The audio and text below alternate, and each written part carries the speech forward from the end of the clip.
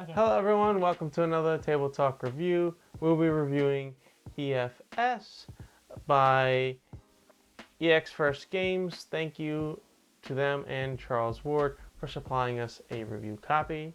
Uh, it is 10 to 30 minutes, 4 to 8 players, roughly ages 10 and up.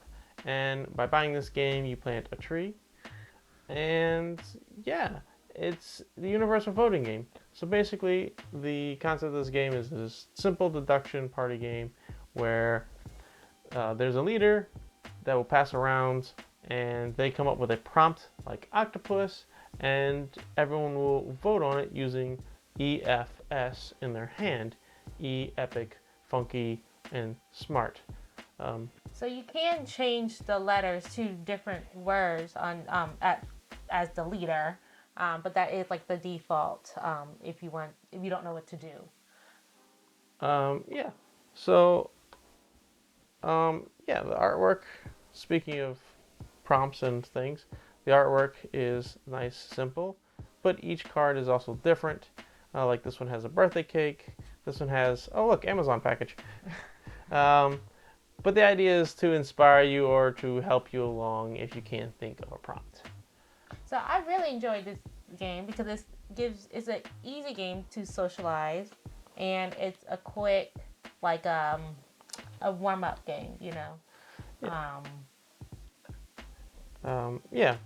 But amongst all of this, there's also an H. there's two H's to be exact. The H is represents that you are human, because the story is that we're aliens that we're voting on things that we found on Earth, and we may have brought a human back that's trying to blend in. Um, so you're gonna have three letters in any combination of these four. Mm-hmm. Um, but yeah, um, So the components, I feel like the cards are good quality.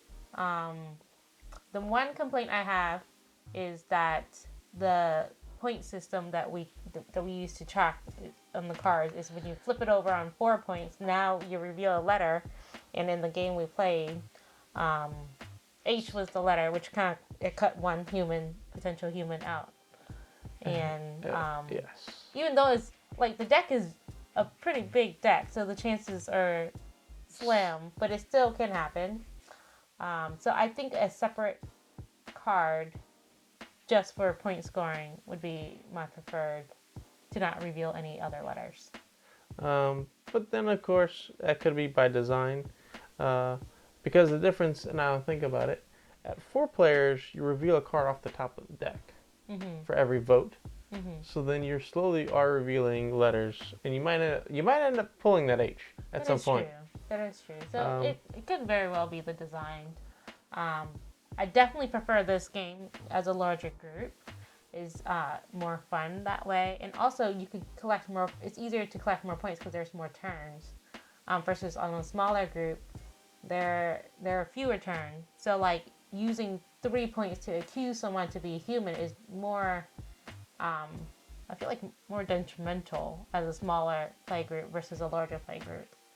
um, So maybe like cut it down to 2 points versus 3 points on a small group versus a large group. Like, yeah, yeah. because yeah, as she's explaining, the point system is the first to 8 points or accuse a human with 3 points wins.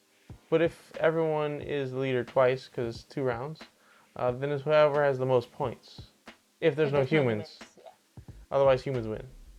Um, but yeah, no, the points are definitely a little bit of a detriment to spend them to accuse humans with fewer player counts, especially how few turns and how hard it is. Mm-hmm. Granted, I can also see that kind of last rounds, everyone's got 3 points, hopefully, and everyone just starts accusing uh, Really. to go for it.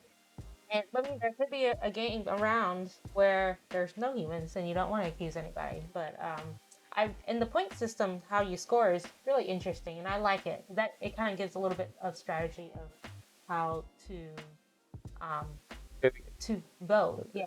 So I like that. Is there anything else you want to contribute before we rate overall? I can briefly go over the voting and Okay. how that works. Yeah. Basically, if there's multiple votes, it's whoever's the majority. If there's only 2 votes or 2 colors in the vote, then the minority wins. If there's a tie for lead, then it's whoever is the leader who came up with the prompt, whatever they voted gets the points. And if everyone is unanimous, then the leader actually loses a point. Yeah. So like you could pretend you're voting one way and then vote another way to kind of try to get a certain outcome to Spread. get points, which is really interesting. I like that. So, my overall rating of this game is buy it. If you are looking for a social game with some deductive reasoning, this is a good one. I like how it's compact, so it's very portable. You could just bring it and then go play somewhere, and it's no big deal. And it's pretty fun. You get to socialize, and the fact that it was easy for me to play while I had to watch a little baby, it was great. I got to enjoy something. Uh, yes. So my opinion is that I agree. You should buy it for all the same reasons. It's a deductive party game that's fun with a large group. It fits in your pockets or backpack or whatever, so it's very portable, easy to pull around with you. Uh, and especially if you have some little ones, it's definitely one that can be accessible or more accessible potentially. Um, Otherwise, yeah, no, it's great. I will say to the point, the point system could have been fixed with if you have pencil and paper, that could be a way to fix it, as Mm-hmm. well as if maybe they just had some blank cards.